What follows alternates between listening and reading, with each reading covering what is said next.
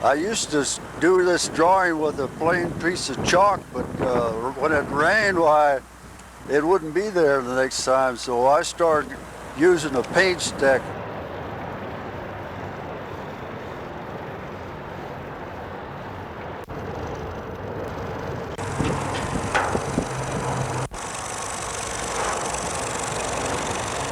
I used to say I could do it in 30 seconds, but I think that's...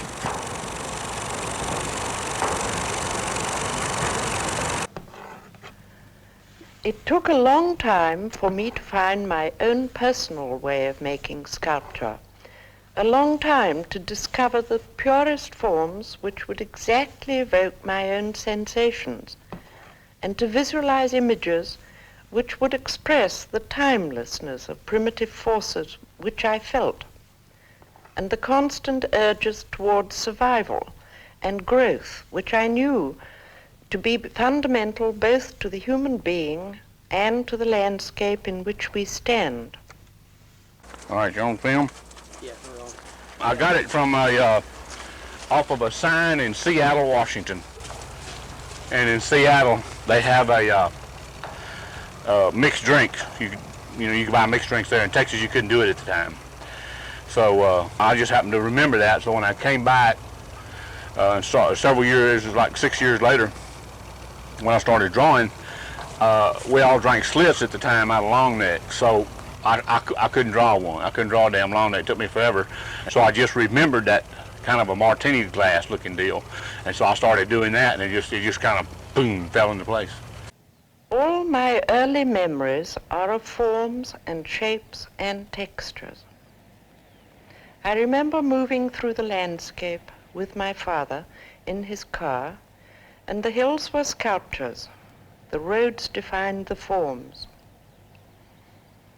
There was the sensation of moving physically over the fullness of a moor and through the hollows and slopes of peaks and dales, feeling, seeing, touching through the mind, the eye, and the hand. The touch and texture of things. Sculpture, rock, myself, and the landscape. This sensation has never left me. I, the sculptor, am the landscape. I have always believed that every mark you make tells a story. Whenever you mark an object, whether it be through drawing or carving, you tell a story through each mark. Whatever you mark onto is then personified. To mark an object is to change its story forever. To mark onto something that moves is to broadcast your story to wherever that object may go. Scribbling on a railcar began with hobos. While some of them could be of the "I was here" type of moniker, the early markings served as a purpose for communicating between the illegal travellers of the rails. A new drawing was allowed to evolve with the most rapid automatic gesture possible for the design.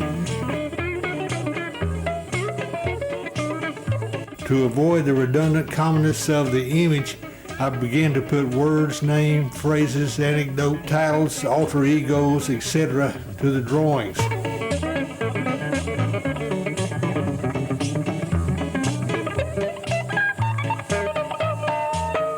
Considered a continuous project, altered each day with words helped keep me at it while adding to the idea of chance, as the randomness of freight car selection, destination, etc.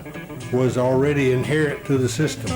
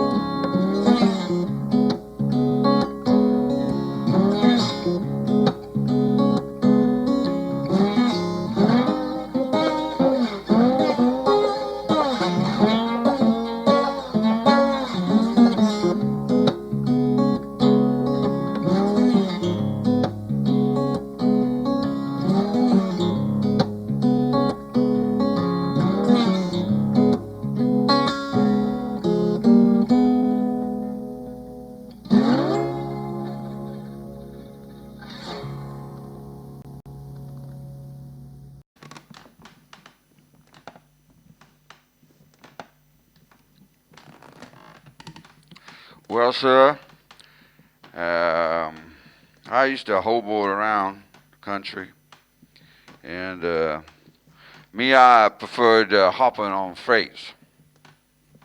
So what you do is if you want to go somewhere, you head on down to a yard and try to figure out which way the train was going, what direction, and you know, see if you could figure out if it was heading your way. So you kind of scout out the yard a little bit like that. Now, some fellas, they like getting on a train in the yard, and because it's easier to get on a train that ain't moving. But then you got to be kind of careful of the bulls, and they're sort of like the police that work for the rail company. So some of the yards you could get yourself into some trouble. But so to speak, being kind of allergic to any kind of police, I used to catch it outside of the yard. And so I used to catch the train, maybe by a signal where it had to slow down or a sharp bend, something like that. And you kind of be hiding in the bushes when the train creep by. But I was kind of a boxcar man, but I'd ride anything, grainer or unit. But what you do is you kind of run up alongside and throw your roll up, and then try to find a grab or a step, and then get yourself on up there, and then yours away. I guess it wasn't first class, but definitely free.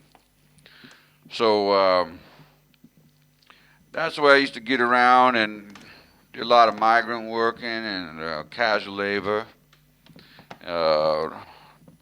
and mostly living outside, kind of rough.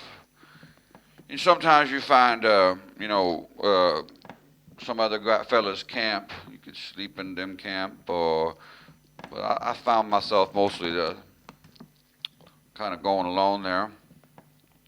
And I guess we was what you call homeless nowadays, but back then they just called you a hobo or a tramp or a bum. But the police, they called you vagrant, and that was illegal. So if they felt like it, they'd just sometime come along and pick you up and take you to jail.